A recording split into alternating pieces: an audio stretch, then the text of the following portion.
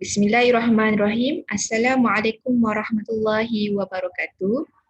Baiklah, untuk pelajaran pertama bagi ibadat darjah 3, kita akan belajar mengenai berkaitan dengan hadas. Yang pertama, kita akan belajar berkaitan dengan pengertian hadas. Yang kedua, kita akan belajar berkaitan dengan bahagian hadas. Yang ketiga, kita akan belajar cara bersuci daripada hadas. Dan yang keempat, kita akan belajar larangan ketika berhadas.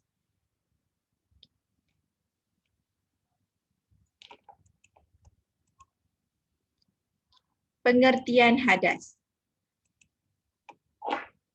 Pengertian hadas di sini yang bermaksud keadaan tidak suci pada diri seseorang yang menyebabkan ibadat tertentu seperti solat, tawaf, menyentuh dan membawa Al-Quran tidak sah dilakukan.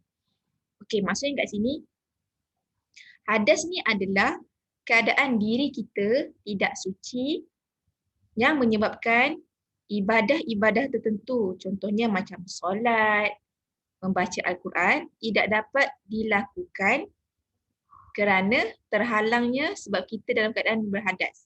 Contohnya kalau kita terkentut ataupun kita buang air besar ataupun kita buang air kecil.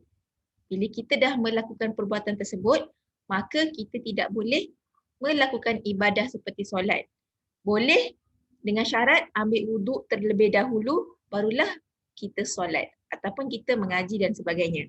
Kalau kita tak ambil wuduk, kita tak boleh solat, kita tak boleh baca Al-Quran. Okey, faham? Hadas ni maksudnya diri kita ni dalam keadaan tidak suci sebab kita terkentut ataupun kita buang air kecil atau buang air besar. Okey. Seterusnya, perbezaan antara hadas dan najis. Okey. Perbezaan antara hadas dengan najis ni terdapat dua perbezaan. Okey, yang pertama, hadas ni adalah sesuatu perkara yang kita tidak boleh lihat. Okey. Manakala najis, kita boleh lihat. Contohnya, tai, air kencing dan sebagainya. Hadas tak boleh lihat, najis boleh lihat. Okey. Perbezaan yang kedua adalah hadas ni cara kita nak sucikan hadas dengan cara berwuduk. Yang kedua, mandi wajib. Yang ketiga, tayamum jika tiada air.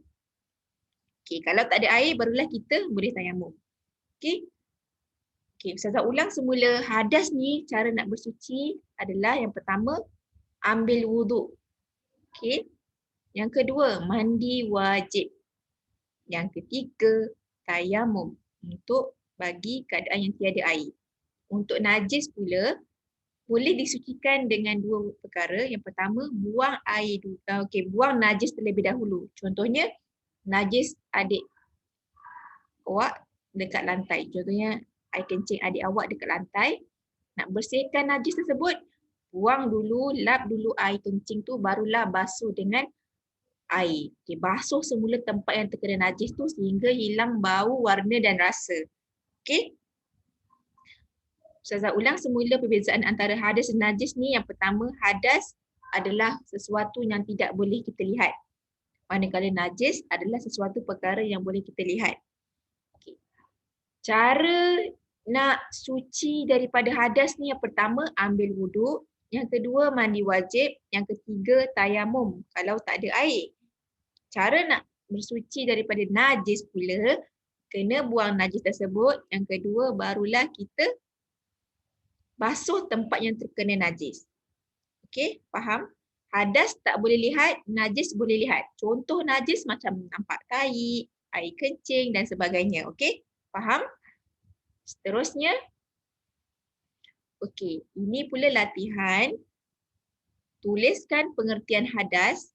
Tadi kita dah belajar tentang pengertian hadas, iaitu tentang keadaan diri kita yang tidak suci kerana berlakunya perkara-perkara yang menyebabkan kita tak boleh melakukan ibadat tertentu. Contohnya solat ke, ngaji Al-Quran ke.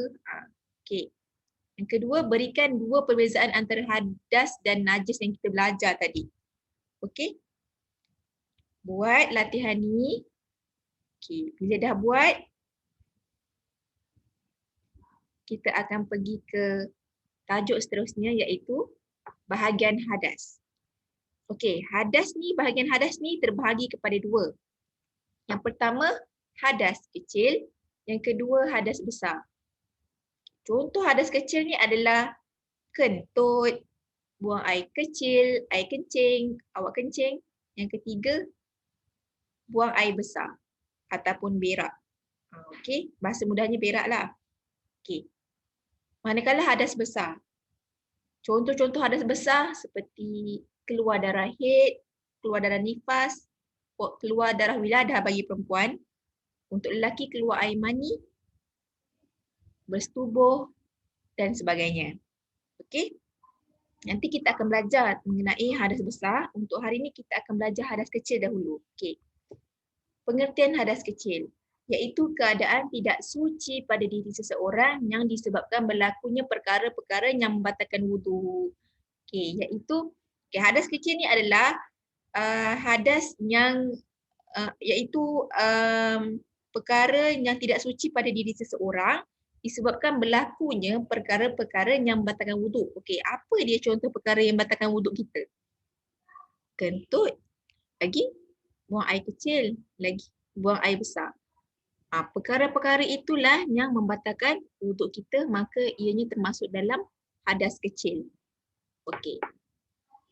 Kita tengok contoh hadas kecil kat sini. Okay, yang pertama, nampak kan orang yang tengah tidur ni.